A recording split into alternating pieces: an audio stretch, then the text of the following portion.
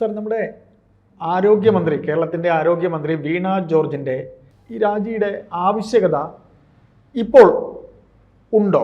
ഇനി ഒരു 8 മാസം കൂടെ നമുക്കിതൊക്കെ സഹിച്ചു പോവുകയല്ലേ നല്ലത്? എന്ന് വെച്ചാൽ മറ്റൊന്നുമല്ല, ഈ പറയുന്ന ഈ ഒരു 8 മാസം എന്ന് പറയുന്നത് കൊണ്ട് ഇനി എന്ത് സംഭവിക്കാനാണ്? ഇവർ ഈ കാട്ടിക്കൂട്ടിയതൊക്കെ തന്നെ ധാരാളമല്ലേ? എന്താണ് സാർ അതിൽ സാറിൻ്റെതായ ഒരു അഭിപ്രായം? ബുദ്ധിയുള്ള ഒരു രാഷ്ട്രീയക്കാരനും ഇപ്പം മന്ത്രി വീണ ജോർജിന്റെ രാജി ആവശ്യപ്പെടത്തില്ല. കാരണം എന്ന് പറഞ്ഞു കഴിഞ്ഞാൽ ഒരു ഒന്നൊന്നരം വിഷയം പ്രതിപക്ഷത്തെ സംബന്ധിച്ചിടത്തോളം അവർക്ക് അടുത്ത തെരഞ്ഞെടുപ്പ് വരെ വളരെ ലൈവായിട്ട് നിർത്താവുന്ന ഒരു വിഷയം അവരുടെ കയ്യിൽ കിട്ടിയിരിക്കുകയാണ്, വീണ് കിട്ടിയിരിക്കുകയാണ്. ഇതിപ്പോ അവസാനിക്കുമെന്നും തോന്നില്ല. ഇപ്പൊ തിരുവനന്തപുരം മെഡിക്കൽ കോളേജിൽ നിന്ന് തുടങ്ങി കോട്ടയം മെഡിക്കൽ കോളേജിൽ എത്തി ഇപ്പൊ പല ആശുപത്രികളിലും കെട്ടിടങ്ങളുടെ ദുരവസ്ഥയെക്കുറിച്ചുള്ള വാർത്തകളും ചിത്രങ്ങളും വന്നുകൊണ്ടിരിക്കുകയാണ്. അപ്പൊ ഒന്നാന്തരം ഒരു ഗോൾ പോസ്റ്റാണ് തുറന്നു കിട്ടിയിരിക്കുന്നത്. ഇതിനിടയിലാണ് കുറെ UDF നേതാക്കന്മാർ ആവശ്യപ്പെടുന്നു വീണ ജോർജ് രാജിവെക്കണം. മഠയത്തരവെന്നല്ലാതെ എന്ത് പറയാനാ ഇതിനെക്കുറിച്ച്? അങ്ങനെ അവർ രാജിവെക്കേണ്ട കാര്യമുണ്ടോ? ആ തെരഞ്ഞെടുപ്പിന് ഇനിയും കഷ്ടിച്ച് 8 മാസമേ ഉള്ളൂ. ആ 8 മാസം വിഷയം കത്തിച്ച് നിർത്തണ്ടേ? അതല്ലേ ബുദ്ധിയുള്ള രാഷ്ട്രീയക്കാർ ചിന്തിക്കത്തുള്ളൂ. ഇവര് രാജിവെച്ച്, വീണ ജോർജ് രാജിവെച്ച് കഴിഞ്ഞാൽ വിഷയം അങ്ങ് തീരുകയാണ്. അതോടുകൂടി വിഷയം അവസാനിക്കുന്നു. വീണ ജോർജ് ഈ പറഞ്ഞതുപോലെ, കെ മുരളീധരൻ പറഞ്ഞതുപോലെ അത്തരത്തിലുള്ള അവരുടെ പഴയ ജോലികളിലേക്ക് അവർ തിരിച്ചു പോവുകയോ ഒക്കെ ചെയ്തു കഴിഞ്ഞാൽ അവസ്ഥ എന്തായിരിക്കും? അപ്പൊ അത് വേണ്ട, നിൽക്കട്ടെ, വിഷയം നിൽക്കട്ടെ. UDF നേതാക്കന്മാർ ഒന്നുകൂടെ ഒന്ന് ആലോചിച്ച് നോക്കുക. മന്ത്രിയുടെ രാജി ആവശ്യപ്പെടുന്നതിന് മുമ്പ് ഒന്നുകൂടെ ഒന്ന് ആലോചിച്ച് നോക്കുക. പിന്നെ ഒരു സംഭവം ഉണ്ടായി എന്ന് കരുതി, ദുരന്തങ്ങളൊക്കെ ഉണ്ടാകുന്നു എന്ന് കരുതിയിട്ട് അതിന്റെ പേരിലൊക്കെ മന്ത്രിമാര് രാജിവെക്കുക, അത്തരം കീഴ്വഴക്കങ്ങളൊക്കെ പോയി. അതിന്റെയൊക്കെ കാലഘട്ടം പോയി. ആ കാലമേ കടന്നുപോയി. പണ്ടൊക്കെ ഉണ്ടായിരുന്നു രാഷ്ട്രീയത്തിൽ അങ്ങനെയൊക്കെ ചില ആളുകളൊക്കെ ഉണ്ടായിരുന്നു. 1950-കളിൽ 52-ാണെന്ന് തോന്നുന്നു, നമ്മുടെ ലാൽ ബഹാദൂർ ശാസ്ത്രി എന്നൊരു നേതാവ് ഉണ്ടായിരുന്നു. അദ്ദേഹം റെയിൽവേ വകുപ്പിന്റെ മന്ത്രിയായിരുന്നു. ആ സമയത്താണ് തമിഴ്നാട്ടിൽ ഒരു ട്രെയിൻ ദുരന്തം, തീവണ്ടി ദുരന്തം ഉണ്ടായതിനെ തുടർന്ന് വലിയ കോലാഹലങ്ങളൊക്കെ ഉണ്ടായി. മന്ത്രി രാജിവെച്ചത് അപ്പോഴദ്ദേഹം കൃത്യമായിട്ട് ഇവിടെ എതിർ രാഷ്ട്രീയക്കാരൊക്കെ പറയുന്നുണ്ട്.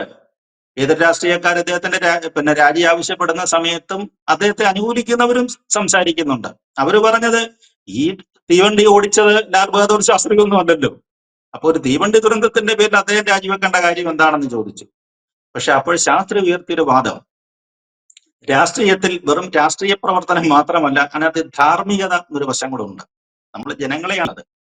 അപ്പൊ ആ ധാർമ്മിക ബോധം മുൻനിർത്തി ഞാൻ രാജിവെക്കുന്നു എന്നാണ് പറഞ്ഞത്. അപ്പൊ അത്തരത്തിലൊക്കെയുള്ള മടയത്തരങ്ങളൊക്കെ ഇപ്പോഴത്തെ കാലത്ത് നമുക്ക് പറയാം. അത്തരത്തിലുള്ള മടയത്തരങ്ങൾ ചെയ്തിട്ടുള്ള നേതാക്കന്മാരുണ്ടായിരുന്നു. ശാസ്ത്രി പിന്നീട് ഇന്ത്യയുടെ പ്രധാനമന്ത്രിയാകുകയും ചെയ്തു. അത് ചരിത്രം വേറെ. അതേപോലെ തന്നെയാണ് മറ്റൊരു ആരോപണത്തിൽ കുടുങ്ങിയതാണ് നമ്മുടെ പഴയ മുഖ്യമന്ത്രി K. കരുണാകരൻ. 4 തവണ കേരളത്തിന്റെ മുഖ്യമന്ത്രിയായി ചരിത്രം സൃഷ്ടിച്ചിട്ടുള്ള K. കരുണാകരന് ഇതുപോലെ തന്നെയാണ് സംഭവിച്ചത്.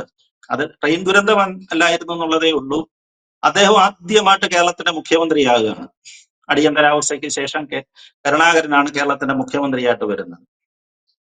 ആ തെരഞ്ഞെടുപ്പില് അദ്ദേഹം 38 സീറ്റാണ് UDFന് കിട്ടിയതെങ്കിലും കരുണാകരനാണ് മുഖ്യമന്ത്രിയായിട്ട് വരുന്നത്. CPI മറ്റേ അവരുടെ കക്ഷിയൊക്കെ മാറിയതിനു ശേഷം.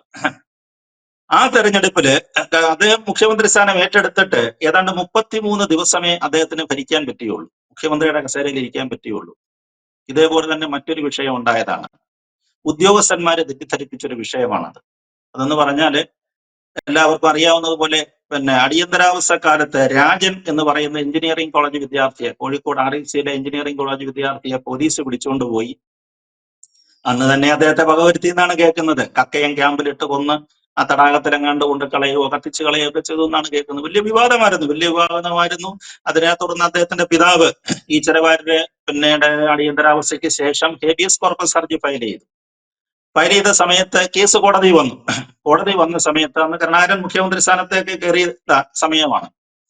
ആ സമയത്ത് കരുണാകരനെ കക്ഷി ചേർത്തു ഇതിനകത്തില്ല. കാരണം അന്ന് അടിയന്തരാവസ്ഥ കാലത്ത് ഇത് ആഭ്യന്തരമന്ത്രിയായിരുന്നു, കരുണാകരൻ ആഭ്യന്തരമന്ത്രിയായിരുന്നു എന്നുള്ളത് കൊണ്ട് കരുണാകരനെയും കൂടെ ഇതിനകത്തിലെ കക്ഷി ചേർത്തിട്ട് ആ കേസിന്റെ വാദം വന്നപ്പോഴ് അന്നത്തെ പോലീസ് മേധാവികള് കരുണാകരനോട് പറഞ്ഞു കൊടുത്തു, രാജൻ ജീവിച്ചിരിപ്പുണ്ട്, കോടതി ആവശ്യപ്പെട്ടത് രാജനെ 24 മണിക്കൂറിനകം കോടതിയിൽ ഹാജരാക്കാൻ പറഞ്ഞു. പോലീസ് ഉദ്യോഗസ്ഥന്മാര്, മേലധികാരികള്, വേണ്ടപ്പെട്ടവര്, ചുമതലപ്പെട്ടവര് കരുണാകരനോട് പറഞ്ഞു കൊടുത്തു, സത്യവാങ്മൂലം എഴുതി കൊടുത്തു, രാജൻ ജീവിച്ചിരിപ്പുണ്ടെന്ന്. കരുണാകരൻ എന്ത് ചെയ്തു? ഉദ്യോഗസ്ഥരെ വിശ്വസിക്കല്ലേ പറ്റുള്ളൂ. അദ്ദേഹം നേരെ സത്യവാങ്മൂലം ഹൈക്കോടതി കൊണ്ടു കൊടുത്തു. അവസാനം എന്ത് സംഭവിച്ചു? 33ാമത്തെ ദിവസം അദ്ദേഹത്തിന് രാജിവെക്കേണ്ടി വന്നു. രാജൻ എന്ത് ചെയ്യുന്നുള്ളത് ഇപ്പോഴും അറിയത്തില്ല. അത് ചില ഉദ്യോഗസ്ഥന്മാരും പിന്നീട് ഒന്നെന്നൊക്കെ പറയുന്ന ചില ആളുകളൊക്കെ ചില വെളിപ്പെടുത്തലൊക്കെ നടത്തുന്നുണ്ടെന്നുള്ളത്. അപ്പൊ അതാണ് ഉദ്യോഗസ്ഥന്മാരുടെ തെറ്റിദ്ധരിപ്പിക്കൽ. അത് ഒരു ഭരണാധികാരിയെ സംബന്ധിച്ചിടത്തോളം ഭൂഷണമാവുകയുള്ളൂ. അല്ല നമുക്കിതെല്ലാം ഒന്നും നമുക്ക് കണ്ടു പറയാനൊക്കത്തില്ല. ഇവിടെ വീണ ജോർജിനും സമാനമായ ഒരു അനുഭവമാണ് ഇവിടെ ഉണ്ടായത് കോട്ടയം മെഡിക്കൽ കോളേജിൽ. കോട്ടയം മെഡിക്കൽ കോളേജില് സത്യത്തിൽ അവരന്ന് തിരുവനന്തപുരത്തോ മറ്റേതെങ്കിലും ജില്ലയിലോ അല്ലെങ്കിൽ അവരുടെ വീട്ടിലോ ആയിരുന്നെങ്കിൽ, പത്തനംതിട്ടയിലെ വീട്ടിലോ ആയിരുന്നെങ്കിൽ അവർ ഈ കുഴപ്പത്തിൽ ചെന്ന് ചാടത്തില്ലായിരുന്നു. അവരന്ന് മുഖ്യമന്ത്രി വിളിച്ച ഒരു യോഗം അന്ന് കോട്ടയത്ത് നടക്കുന്നുണ്ട്. അതിൽ പങ്കെടുക്കുന്നതിനായിട്ടാണ് അവർ കോട്ടയത്ത് വന്നത്. കോട്ടയത്ത് വന്ന സമയത്താണ് ഈ സംഭവം അറിയുന്നത്. സംഭവം അറിഞ്ഞ് സ്വാഭാവികമായ നിലയിൽ ആരോഗ്യമന്ത്രിയാണല്ലോ, അവർ പെട്ടെന്ന് സംഭവ സ്ഥലത്തേക്ക് ചെല്ലുന്നു. കൂടെ കോട്ടയത്തു നിന്നുള്ള CPM-ന്റെ മുതിർന്ന നേതാവും മന്ത്രിയുമായ ശ്രീ VN വാസവനുമുണ്ട്. വാസവനാണെങ്കിലും മെഡിക്കൽ കോളേജിന്റെ A to Z അറിയാവുന്ന ആളുമാണ്, അദ്ദേഹവും കൂടെയുണ്ട്. അവിടെ ചെന്ന് കഴിഞ്ഞപ്പോൾ അവിടുത്തെ മെഡിക്കൽ സൂപ്രണ്ടാണ് പറഞ്ഞത്, ഈ കെട്ടിടത്തിന് കുഴപ്പമൊന്നും, ഇത് ഉപയോഗശൂന്യമായ കെട്ടിടമാണ്, ഇവിടെ രോഗികൾ ആരുമില്ല, അതുകൊണ്ട് അടച്ചിട്ടിരിക്കുന്ന കെട്ടിടമാണെന്ന് പറഞ്ഞു. അപ്പൊ 2 മന്ത്രിമാര് മെഡിക്കൽ കോളേജിലെ ഈ സംഭവ സ്ഥലത്ത് ചെന്നതാണ്. അപ്പൊ സ്വാഭാവികമായിട്ടും ചാനൽ ക്യാമറകൾ അവരും ആ സമയത്തോട് ഓടിയെത്തി. അപ്പൊ അവരിങ്ങനെ വെളിച്ചം തൂക്കി നിൽക്കുകയാണ്. അവരുടെ മുന്നിൽ നിന്നുകൊണ്ട് ഈ 2 മന്ത്രിമാരും സൂപ്രണ്ട് പറഞ്ഞതാണെന്നാണ് പിന്നീട് കേട്ടത്. പിന്നീട് സൂപ്രണ്ട് അത് സമ്മതിക്കുകയും ചെയ്തു. അവർ വിളിച്ചു പറഞ്ഞു, ഇതിനകത്ത് ആരുമില്ല, ഈ കെട്ടിടം വർഷങ്ങളായിട്ട് അടച്ചിട്ടിരിക്കുന്നതാണ്. അപ്പൊ അങ്ങനെയാണ് പറഞ്ഞ ശേഷമാണ് പിന്നീടാണ് അറിയുന്നത് ഒരു സ്ത്രീ അതിനകത്ത് കൂടെ ഉണ്ടായിരുന്നു, അവരുടെ മരണം. പിന്നെ മറ്റേ കാര്യങ്ങളെ കുറിച്ചൊക്കെ എല്ലാവർക്കും അറിയാവുന്ന കാര്യങ്ങളായതുകൊണ്ടാണ്. അപ്പൊ അതിന്റെ പേരിൽ മന്ത്രി തെറ്റിദ്ധരിപ്പിച്ചോ എന്നുള്ളതാണ് ഇപ്പോഴത്തെ ചോദ്യം വന്നിരിക്കുന്നത്. അങ്ങനെ ഉണ്ടെങ്കിൽ തെറ്റിദ്ധരിപ്പിച്ച മന്ത്രി രാജിവെക്കണം, ഇതാണ് ആവശ്യപ്പെട്ടിരിക്കുന്നത്. അപ്പൊ മന്ത്രിമാരെ സംബന്ധിച്ചിടത്തോളം നമ്മളൊക്കെ പറഞ്ഞില്ലേ, കാഷ്വാലിറ്റിയിൽ ഒരു രോഗിയെ കൊണ്ടുചെന്ന് കഴിഞ്ഞാലത്തെ അവസ്ഥ എന്താണ്? നമ്മൾ സാധാരണഗതിയിൽ അത്യാസന്ന നിലയിൽ കാഷ്വാലിറ്റിയിൽ ഒരു രോഗിയെ കൊണ്ടുചെന്ന് കഴിഞ്ഞാൽ കുറഞ്ഞ പക്ഷം ആദ്യം അവന്റെ BP എങ്കിലും ഒന്ന് നോക്കും, ഇല്ലേ? BP ഒന്ന് പരിശോധിക്കണം. അതിനുശേഷം മറ്റ് കാര്യങ്ങളിലെ കൊളസ്ട്രോളോ ഷുഗറോ പ്രഷറോ അല്ലെങ്കിൽ അത്തരത്തിലുള്ള കാര്യം വിദഗ്ധ ടെസ്റ്റുകളിലേക്ക് പിന്നെ പോയാൽ മതി. ഇത് കൊണ്ടുചെന്ന രോഗിയുടെ BP പോലും പരിശോധിക്കുന്നില്ല എന്നുള്ളതാണ് ഇവിടെ ഉണ്ടായിരിക്കുന്ന അവസ്ഥ. ഒരു കെട്ടിടം തകർന്നു വീണാല് കോമൺ സെൻസ് ഉള്ള ഒരു മനുഷ്യന്റെ ആദ്യത്തെ ചിന്ത എങ്ങോട്ടാ പോകുന്നത്? ഇതിന്റെ അടിയിൽ ആരെങ്കിലും ഉണ്ടോ? സൂപ്രണ്ടുമാരെന്തെങ്കിലും പറഞ്ഞുകൊണ്ടിരിക്കട്ടെ. ദേവകുമാർ സാറിനെ സംബന്ധിച്ചിടത്തോളം നമ്മൾ ഒരു കുറ്റവും പറയുന്നില്ല കേട്ടോ. ഇന്ത്യയിലെ ഏറ്റവും മികച്ച ഹൃദയാരോഗ്യ ശസ്ത്രക്രിയാ വിദഗ്ധനാണ് അദ്ദേഹം. അതുമല്ല, സർക്കാർ സർവീസിലെ ഏറ്റവും കൂടുതൽ സർവീസ് മികവുള്ള സർവീസ് നടത്തിയ ആളാണ് അദ്ദേഹം. ഹൃദയം ട്രാൻസ്പ്ലാന്റേഷൻ ഒക്കെ ഉള്ള കാര്യത്തിൽ എല്ലാത്തിനും സൗജന്യമാണ്. നമ്മുടെ തിരുവനന്തപുരത്തെ ഡോക്ടർ ഹാരിസിന്റെ കാര്യം പറഞ്ഞതുപോലെ 24 മണിക്കൂറും കഴിയുമെങ്കിൽ ആശുപത്രിയിൽ തന്നെ അദ്ദേഹം കഴിഞ്ഞുകൂടുന്ന ഒരാളാണ്. ഉറങ്ങാൻ വേണ്ടിയിട്ടാണ്, കഷ്ടിച്ചുറങ്ങാൻ വേണ്ടിയിട്ടാണ് അദ്ദേഹം വീട്ടിലേക്ക് പോകുന്നത്. അങ്ങനെ വളരെ സത്യസന്ധനായ ഒരു ഡോക്ടറാണ് അദ്ദേഹം കേട്ടോ. അതിനെ പിന്നെ പറഞ്ഞില്ലേ, അദ്ദേഹം ചിലപ്പോൾ ഇത് അറിയാതെ പോകാനുള്ള കാരണം എപ്പോൾ അന്വേഷിച്ച് ചെന്ന് കഴിഞ്ഞാലും, എന്റെ പല അനുഭവങ്ങളും ഉണ്ട്. ഞാൻ എപ്പോഴും അന്വേഷിച്ച് ചെന്നാലും അദ്ദേഹം തിയേറ്ററിലാണ്, ഏത് സമയത്ത് ചെന്നാലും അദ്ദേഹം തിയേറ്ററിൽ, ആ വേഷത്തിൽ അദ്ദേഹത്തെ കാണത്തുള്ളൂ നമ്മൾ. അപ്പൊ അങ്ങനെയുള്ളൊരു ഡോക്ടറാണ് അദ്ദേഹം. ഒരു പക്ഷെങ്കിൽ അദ്ദേഹത്തിന് ഈ പറഞ്ഞതുപോലെ ഈ പശ്ചാത്തലം അറിയാതെ പോയതാണോ, അല്ലെങ്കിൽ അതിന്റെ ശസ്ത്രക്രിയയുടെ തിരക്കുകൊണ്ട് അദ്ദേഹം അറിയാതെ പോയതാണോ എന്ന് അറിഞ്ഞൂടെ. എന്തായാലും സൂപ്രണ്ട് എന്നുള്ള നിലയിൽ അദ്ദേഹത്തിന് ചുമതലക്കാരനുമാണ് ഇവിടെ. അദ്ദേഹത്തെ ആകെപ്പാടെ നമ്മൾ കണ്ടിട്ടുള്ളത്, അദ്ദേഹം ഈ നമ്മുടെ ഹാരിസ് തിരുവനന്തപുരത്തെ ഡോക്ടറുടെ കാര്യം പറഞ്ഞതുപോലെ ഇദ്ദേഹത്തെയും ആകെ കൂടെ 2-3 ദിവസം അദ്ദേഹം ലീവ് എടുക്കുന്നത്, അത് നമ്മൾ കണ്ടിട്ടുണ്ട്. ആകെ കൂടെ മെഡിക്കൽ കോളേജിൽ പ്രൈവറ്റ് പ്രാക്ടീസ് ഇല്ല, സ്വകാര്യ പ്രാക്ടീസ് അദ്ദേഹത്തിന്റെ വീട്ടിലേ ഇല്ല. ഹൃദയ ശസ്ത്രക്രിയാ വിദഗ്ധനാണെന്ന് ആലോചിച്ച് നോക്കണം. അദ്ദേഹത്തിന്റെ വീട്ടിൽ സ്വകാര്യ പ്രാക്ടീസ് ഇല്ല. അദ്ദേഹം ആ കൂടെ 2-3 ദിവസം ലീവ് എടുത്തിട്ട് അദ്ദേഹത്തിന്റെ ഒരു ഗുരുസ്ഥാനീയനാണ് ശ്രീ M എന്ന് പറയുന്ന, തിരുവനന്തപുരത്ത് ഉള്ള ശ്രീ M എന്ന് പറയുന്ന അദ്ദേഹം വരും. ഇദ്ദേഹത്തിന്റെ കോട്ടയത്തേക്ക് വന്നു കഴിഞ്ഞാൽ ജയകുമാർ സാറിന്റെ വീട്ടിലാണ് താമസിക്കുന്നത്. അവിടെ ഒരു 3-4 ദിവസം ആ സമയത്ത് അദ്ദേഹം അവധിയെടുത്ത് കണ്ടിട്ടുണ്ട്. അപ്പൊ അങ്ങനെ കമ്മിറ്റഡ് ആയ ഒരു ഡോക്ടറാണ് അദ്ദേഹം. പക്ഷെ ഈ പറഞ്ഞതുപോലെ എന്തെങ്കിലും സംഭവിച്ച അദ്ദേഹത്തിന് ഒരു പക്ഷേ കിട്ടിയ വിവരങ്ങളുടെ തെറ്റായ വിവരങ്ങൾ കിട്ടിയതിന്റെ അടിസ്ഥാനത്തിലാകാം. അപ്പൊ അങ്ങനെ ഉദ്യോഗസ്ഥർ പറഞ്ഞു എന്ന് കരുതിയിട്ട് ഈ മന്ത്രിമാരോട് മാറി നിൽക്കേണ്ട കാര്യമില്ല. പ്രത്യേകിച്ച് പയ്യൻ വാസവനെ സംബന്ധിച്ചുള്ള വാസവൻ അവന്റെ പശ്ചാത്തലം മുഴുവൻ അറിയാവുന്ന ആളാണ്. ഈ കെട്ടിടത്തിന്റെ കാലപ്പഴക്കത്തെക്കുറിച്ചും കെട്ടിടത്തിനകത്തേക്ക് JCB കൊണ്ടുപോകാനുള്ള പ്രയാസത്തെക്കുറിച്ചും ഒക്കെ നല്ല ബോധമുള്ള ആളാണ്. അല്ലെങ്കിൽ തന്നെ ഒരു കെട്ടിടം ഇടിഞ്ഞ് വീണ് അതിന്റെ അടിയിൽ ആരെങ്കിലും ഉണ്ടോ എന്നുള്ളൊരു സ്വാഭാവികമായ ഒരു പരിശോധന നമ്മൾ നടത്തണ്ടേ? അതല്ലേ അതിന്റെ ലോജിക് എന്ന് പറയുന്നത്. ഇതൊന്നുമില്ലാതെ ഈ ക്യാമറകളുടെ മുമ്പിൽ നിന്നുള്ള പ്രകടനമാക്കി അതിനെ മാറ്റിക്കളഞ്ഞു. മാറ്റിയ ശേഷം എന്ത് സംഭവിച്ചു?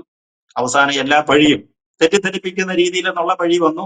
അവസാനം ഡോക്ടർ കയറിയേറ്റു. ഞാൻ പറഞ്ഞത് അവരേറ്റു പറഞ്ഞതാണെന്നൊക്കെ പറഞ്ഞു. എന്നൊന്ന് പറഞ്ഞാലും ഒന്നിന്റെ നമുക്കതിനെ ഉത്തരവാദിത്തത്തിൽ നിന്ന് കൈമാറാനൊക്കത്തില്ല. അപ്പൊ നമ്മള് മന്ത്രി പണ്ട് പറഞ്ഞതുപോലെ സിസ്റ്റം തകരാറാണ് ഇതെന്നൊന്നും പറഞ്ഞിട്ട് ഇതിൽ നിന്നൊന്നും മാറി നിൽക്കാനൊക്കത്തില്ല. ഇപ്പൊ രാഷ്ട്രീയക്കാരെല്ലാം അവിടെ കയറിയേറ്റ് പിടിച്ചിരിക്കുകയാണ്. ഇപ്പൊ വീണ ജോർജിനെ സപ്പോർട്ട് ചെയ്യാനായിട്ട് LDF-ന്റെ നേതാക്കന്മാരും മറ്റു ആളുകളൊക്കെ ഉണ്ട്, രാഷ്ട്രീയക്കാരുണ്ട്. പക്ഷെ അവർക്ക് ഇപ്പൊ പറ്റിയിരിക്കുന്ന കുഴപ്പമെന്ന് പറഞ്ഞാൽ അവരുടെ സ്വന്തം ജില്ല പത്തനംതിട്ട ജില്ലയിലുള്ള CPM-മാർക്ക് വിശ്വാസമില്ലാതായിരിക്കുന്നു എന്നുള്ളതാണ്. അവരുടെ ചില പ്രസ്താവനകളൊക്കെ ഉണ്ടല്ലേ, കഴിഞ്ഞ ദിവസം വന്ന ഫേസ്ബുക്ക് ഒക്കെ കണ്ടില്ലേ, പോസ്റ്റ് കണ്ടില്ലേ? ഏരിയ കമ്മിറ്റി അംഗങ്ങൾക്ക് വിശ്വാസമില്ല. അവരെ വളരെ കടത്തി പറഞ്ഞിരിക്കുകയാണ്. ഇവര് മന്ത്രിയല്ല, ഒരു MLA ആകാൻ പോലും യോഗ്യത ഇല്ലാത്ത ആളെന്നാണ്.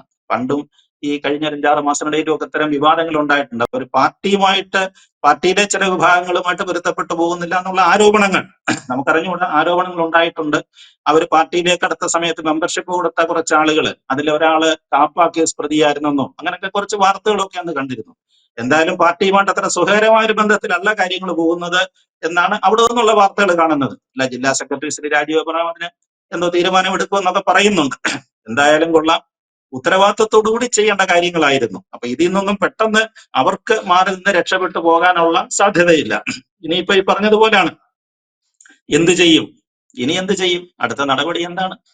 അതാണ് ഇപ്പൊ നമ്മൾ രാഷ്ട്രീയ കേരളം ഉറ്റുനോക്കുന്നത്. അതിന്റെ ഇടയിലാണ് ഈ പ്രസ്താവനകൾ, ഇത്തരം പ്രസ്താവനകൾ വരുന്നത്.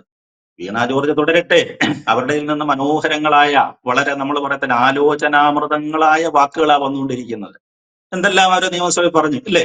നിയമസഭയിൽ പറഞ്ഞു, സാർ ഈ കപ്പൽ അടിയുരയുകയുണ്ട് സാർ, ഈ കപ്പലിന് ഒരു കപ്പിത്താനുണ്ട് സാർ. നല്ല സുന്ദരമായ പ്രയോഗങ്ങളല്ലേ?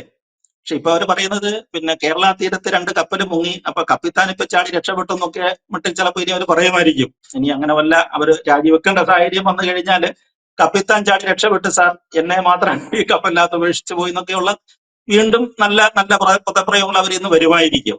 അതുപോലെ സിസ്റ്റം തകരാറ്. ഇപ്പൊ സിസ്റ്റമാണ്, എന്ത് പറഞ്ഞാലും സിസ്റ്റം തകരാറിലേക്കാണ്. ആളുകളുടെ ഒരു സാധാരണ വാക്കായിട്ട് അത് മാറിയിരിക്കുകയാണ്. അപ്പൊ അങ്ങനെയുള്ള നല്ല പ്രയോഗങ്ങൾ വരട്ടെ, നമ്മളത് കാത്തിരിക്കാം. ഒരു 5-6 മാസം കൂടെ അല്ലേ നമ്മളത് സഹിക്കേണ്ടതുള്ളൂ. അവരിൽ നിന്നത് വരട്ടെ.